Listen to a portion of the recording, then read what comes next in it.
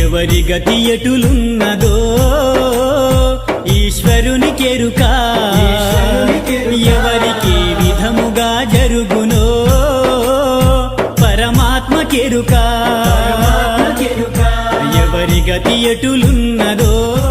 ఈశ్వరునికెరుక ఎవరికి విధముగా జరుగునో పరమాత్మకెరుక ఎవరి స్థితి ఎటులున్నదో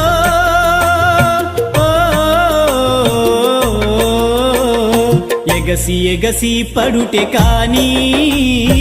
అలవి కాదెవరికైనా హరిహర బ్రహ్మాదులైనా అనుభవించక తీరదు